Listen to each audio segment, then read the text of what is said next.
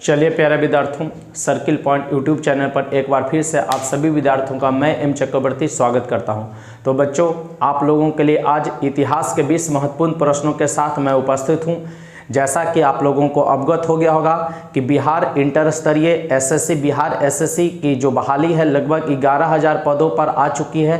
तो आप सभी 80 जीके जीएस के प्रश्नों को, 50 जीके और 30 साइंस के प्रश्नों को हल करने के लिए आप हमारे साथ प्रतिदिन 7 बजे रात में बने रहें, ताकि आपका जो भी 80 नंबर जो ये प्रश्न है, जो 80 प्रश्न पूछे जाएंगे जो आपके इस टॉपिक से संबंधित रहेगा, और मैं पूरा प्रयास करूंगा कि जो मैं आपको बताऊं वो आपके लिए काफ़ी महत्वपूर्ण हो, आपके सवाल के रूप में बनकर आपके परीक्षा भवन में आए। तो चलिए बच्चों, अपने तैयारी के लिए आप लोग तैयार हो जाइए। पेन और पेपर के साथ बढ़ते हैं इतिहास के 20 शानदार प्रश्नों के साथ। मैं एम चक्रवर्ती आप सभी विद्यार्थियों को एक बार फिर से कहना चाहूँगा कि चैनल को लाइक आप लोग करें और शेयर भी करें और अपने दोस्तों को भी सब्सक्राइब करें।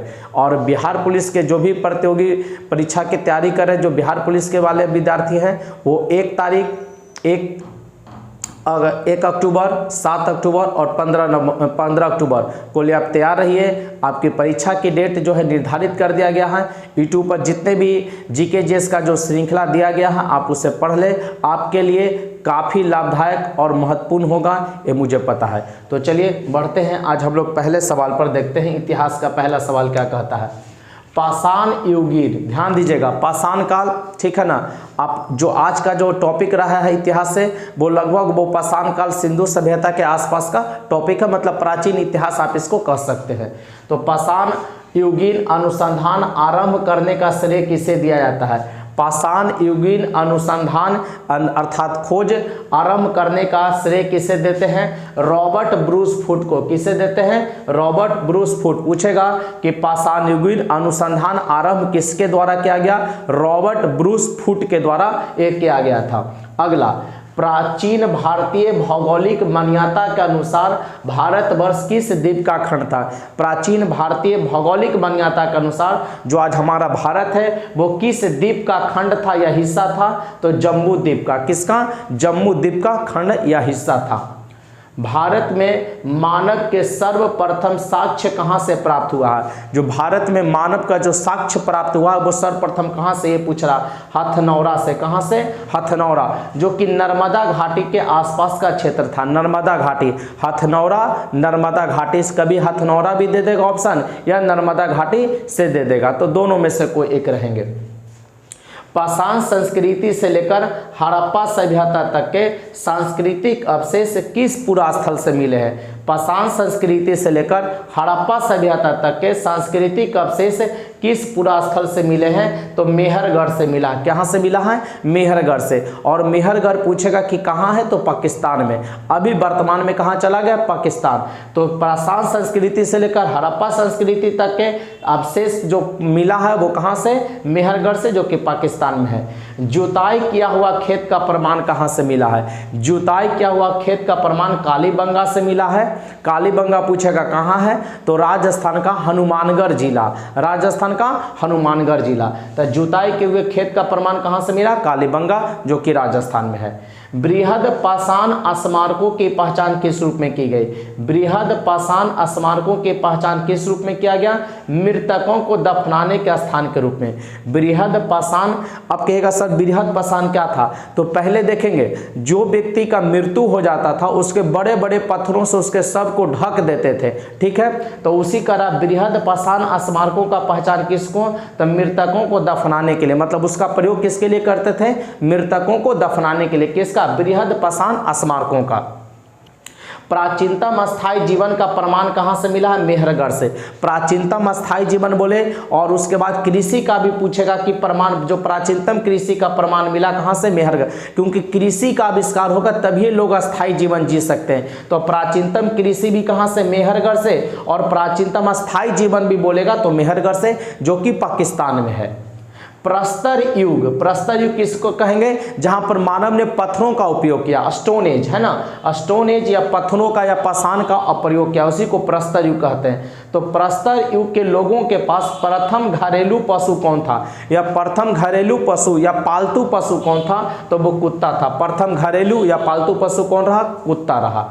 चोकोलिथ युग को किस अन्य नाम से जाना जाता है, चोकोलिथिक युग को किस अन्य नाम से जानेंगे, तो ताम्रपाषाण काल से, ताम्रपाषाण काल को ही एक नाम दिया गया है, चोकोलिथिक युग। अगला, भारतीय पुरातत्व सर्वेक्षण के प्रथम महानिदेशक कौन बने थे, भारतीय पुरातत्व सर्वेक्षण के प्रथम महानिदेशक पूछेगा जॉन मार्शल।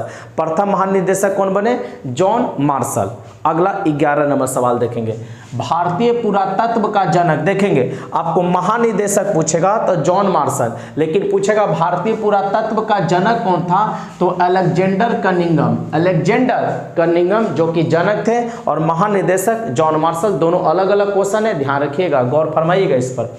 भारत के किस आरंभिक पुरापाषाण युग के शिलाश्रय से सर्वाधिक चित्र प्राप्त हुआ है, तो भारत के आरंभिक पुरापाषाण युग, जो कि पूरा आप जानते हैं कि पाषाण काल को 3 भागों में बांटा गया था, पुरापाषाण काल, मध्यपाषाण काल और नवपाषाण काल। तो इनका पुरापाषाण युग के सर्वाधिक चित्र कहाँ से प्राप्त हुए हैं, तो भीमबेटका से। कहाँ से प्राप्त हुआ, भीमबेटका से। भीमबेटका कहाँ है, तो मध्य प्रदेश में। कहाँ से प्राप्त हुआ, भीमबेटका।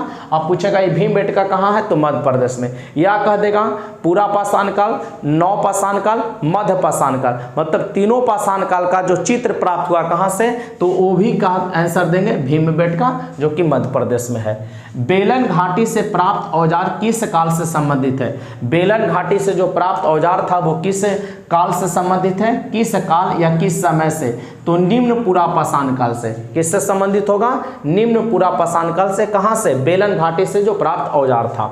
माइक्रोलिथ औजार किस काल से संबंधित है, माइक्रोलिथ, ठीक है, इसका औजार मध्यपाषाण काल से संबंधित है, या मध्यपाषाण काल के औजार को क्या नाम दिया गया, माइक्रोलिथ औजार। क्या नाम दिया गया, माइक्रोलिथ औजार उसको कहते हैं। भारत के 2 सर्वाधिक प्राचीन ज्ञात मध्यपाषाणकालीन स्थल कौन सा है, भारत के 2 सर्वाधिक प्राचीन ज्ञात मध्यपाषाणकालीन स्थल कौन सा है, तो मदहा और सराय नाहर राय। महदहा और सराय नाहर राय, ये 2 सर्वाधिक प्राचीन ज्ञात है जो मध्यपाषाणकालीन स्थल है, ये भी ध्यान रखेंगे। भारत में जीवाश्म का एकमात्र प्रमाण कहाँ से मिला है, भारत में जीवाश्म का एकमात्र प्रमाण शिवालिक की पहाड़ी से मिला है। कहाँ से, शिवालिक की पहाड़ी से जीवाश्म का एकमात्र प्रमाण। अगला, भारतीय उपमहाद्वीप में कृषि के प्राचीनतम प्रमाण किस स्थान से प्राप्त हुआ है, भारतीय उपमहाद्वीप में कृषि का जो प्राचीनतम प्रमाण है कहाँ से मिला, मेहरगढ़ से। कहाँ से, मेहरगढ़ से। भारतीय उपमहाद्वीप में कृषि का प्राचीनतम प्रमाण मेहरगढ़ से प्राप्त हुआ है। कपास का प्राचीनतम प्रमाण, ये भी मेहरगढ़ से। कृषि का भी पूछेगा मेहरगढ़ से, अस्थाई जीवन भी अभी देखे आपको बताए थे मेहरगढ़ से, और कपास भी आपसे पूछेगा कहाँ, मेहरगढ़ से। काफी इंपॉर्टेंट है, ध्यान रखिएगा। मेहरगढ़ है कहाँ, पाकिस्तान में। हड्डी निर्मित उपकरण किस भारतीय पुरातात्विक स्थल से प्राप्त हुआ है, हड्डी निर्मित उपकरण किस भारतीय पुरातात्विक स्थल से प्राप्त हुआ है, सराय नाहर राय, सराय नाहर राय से प्राप्त हुआ है।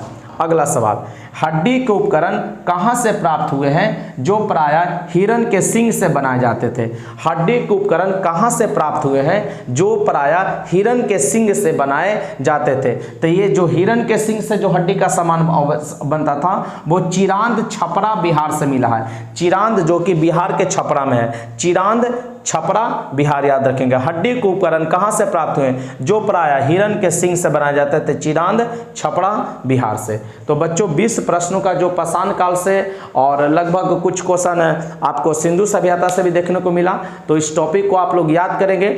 और बिहार एसएससी में ध्यान दीजिएगा, जो 50 प्रश्न रहेंगे इतिहास, भूगोल, अर्थशास्त्र और भारतीय संविधान या भारतीय राजनीति व्यवस्था से आपके 50 सवाल रहेंगे। तो उसके लिए आपको बेसिक एकदम पकड़ होना बहुत ज़रूरी है, क्योंकि एग्ज़ाम जो बिहार एसएससी है उसका एक अपना लेवल होता है, ठीक है। तो आप सभी विद्यार्थियों से मैं उम्मीद करता हूं कि आप अपनी तैयारी में लग जाइए। मिलते हैं कल के क्लास में, तब तक के लिए जय हिंद, जय भारत, बेस्ट ऑफ लक।